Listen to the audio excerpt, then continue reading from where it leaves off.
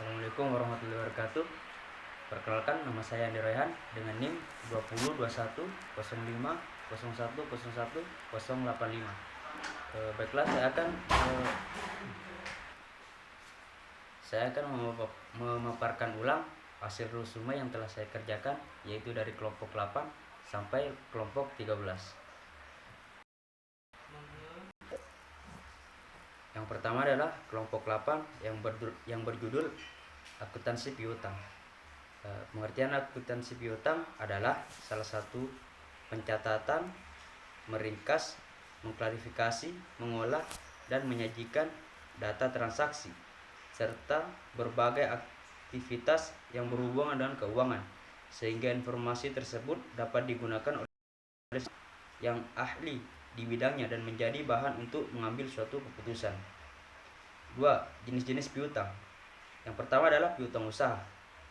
Adalah salah satu usaha dari aktiva lancar dalam neraca perusahaan yang timbul akibat adanya penjualan barang, jasa, atau pembelian kredit terhadap debitur pada pembayaran umumnya diberikan dalam tempo 30 hari sampai dengan 90 hari. Yang kedua adalah wesel tagih, adalah piutang yang didukung instrumen kredit resmi seperti promes.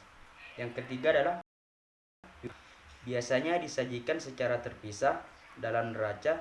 Jika piutang ini diharapkan akan tertagih dalam 1 tahun, maka piutang tersebut diklarifikasikan sebagai aktiva lancar. Yang kedua adalah kelompok 9, yaitu akuntansi aset tetap.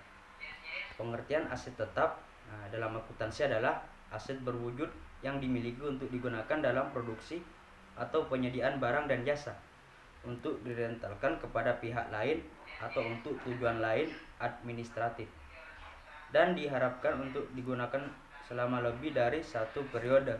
Dan adapun yang dimaksud dengan aktiva tetap adalah aktiva yang berwujud memiliki manfaat lebih dari 1 tahun digunakan dalam kegiatan operasi perusahaan dan tidak dimaksudkan untuk dijual kembali.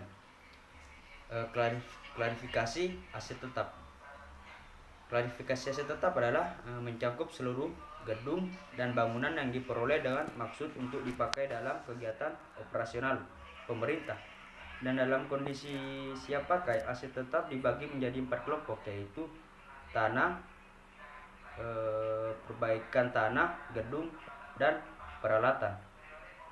Yang ketiga ada jenis-jenis aset tetap. Ada beberapa aset tetap, diantaranya menurut S. Munawir, yaitu yang pertama adalah tanah, kedua bangunan gedung, ketiga adalah mesin, keempat kendaraan, kelima perabot, keenam investasi, ketujuh prasarana, ke-8 aset tetap dapat digolongkan menjadi aktiva tetap berwujud dan aktiva tetap tak berwujud. Yang keempat adalah penentuan harga perolehan aset tetap. Ini dilakukan pengelompokan yaitu sebagai berikut: aset tetap yang umumnya tidak terbatas. Aset tetap apabila sudah habis penggunaannya diganti dengan aset yang sejenisnya. Dan aset tetap yang umurnya terbatas apabila sudah habis masa penggunaannya tidak dapat diganti dengan aset yang sejenisnya. Kelompok 10, aset tak terwujud. Aset tak terwujud adalah hak, keistimewaan, dan keunggulan kompetitif yang tidak memiliki substansi fisik. Dilansir dari IFRS International Financial Reporting Standard, aset tak terwujud adalah aset non-moneter yang dapat diidentifikasikan namun tidak memiliki substansi fisik. Aset tak terwujud dikategorikan ke dalam 2 kelompok, yaitu aset tak terwujud yang memiliki umur manfaat terbatas dan aset tak terwujud yang umur manfaatnya tidak bisa ditentukan.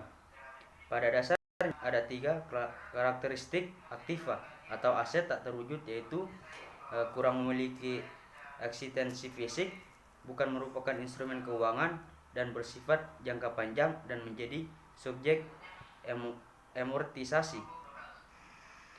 Jenis-jenis aset tak terwujud yang dapat dimiliki oleh perusahaan diantaranya adalah petani, hak cipta, merek dagang, franchise, leasehold, goodwill.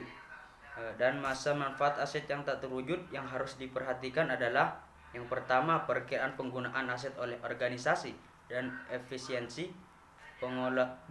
pengelolaan siklus hidup produk pada umumnya. Keusangan teknologi atau teknis, kestabilan industri di mana aset digunakan, dan tren pasar terhadap produk atau jasa yang dihasilkan. Perkiraan pemakaian dan efisiensi pengelolaan aset, estimasi tindakan pesaing, pengeluaran untuk pemeliharaan dan mendapatkan masa manfaat. Periode pengendalian aset dan ketergantungan pada masa manfaat aset terhadap masa manfaat aset lainnya.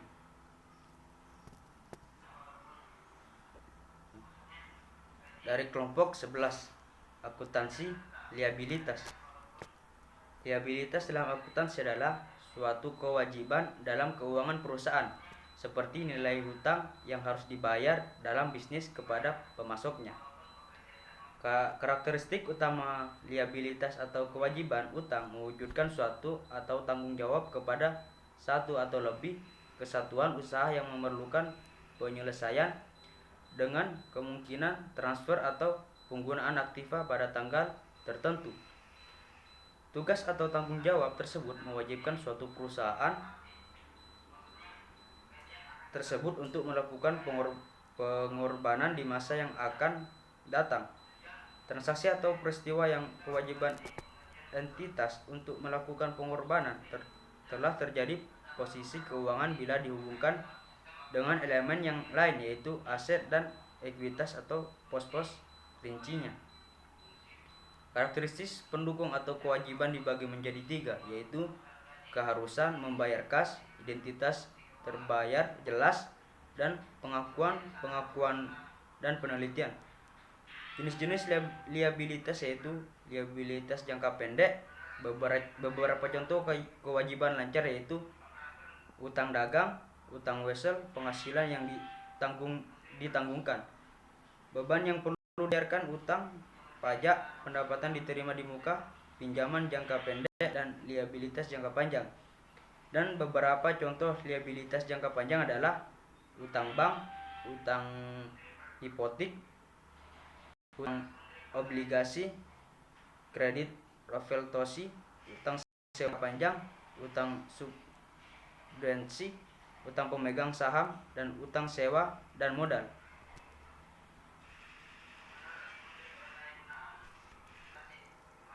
Kelompok 12, akuntansi penggajian. Gaji merupakan imbalan kepada pegawai yang diberikan atas tugas-tugas administrasi dan pimpinan yang jumlahnya biasanya tetap secara bulanan. Menurut Hasibun, gaji adalah balas jasa yang dibayar secara periodik kepada karyawan tetap serta mempunyai jaminan pasti. Tujuan sistem penggajian menurut Mulyadi, sistem akuntansi penggajian adalah suatu sistem prosedur dan catatan-catatan yang digunakan untuk menetapkan secara tepat dan teliti jumlah gaji itu, pajak, penghasilan, serta sisa gaji yang benar-benar dibayarkan kepada karyawan. Standar dokumen dalam sistem akuntansi penggajian menurut Mulyadi sebagai berikut: dokumen pendukung, kartu jam hadir,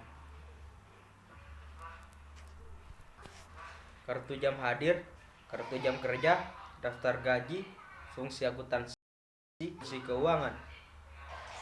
Pengertian SOP adalah serangkaian instruksi tertulis yang dibukukan mengenai berbagai proses penyelenggaraan aktivitas organisasi. Bagaimana, dari kapan harus dilakukan, di mana, dan oleh siapa dilakukan. Tujuan dari standar operasional prosedur atau SOP menurut definisi adalah sebagai berikut: mempertahankan konsistensi kerja pegawai, mengetahui peran dan fungsi kerja di setiap bagian, memperjelas langkah-langkah tugas wewenang dan tanggung jawab, menghindari kesalahan administrasi dan menghindari kesalahan atau kegagalan, keraguan, duplikasi dan inefisiensi. Manfaat standar operasi prosedur SOP yaitu dapat menjadi pedoman dalam melaksanakan tugas, meningkatkan rasa percaya diri pengawal dalam melakukan pekerjaan, dan dapat digunakan sebagai salah satu alat pelatihan dan tolak ukur kinerja pegawai.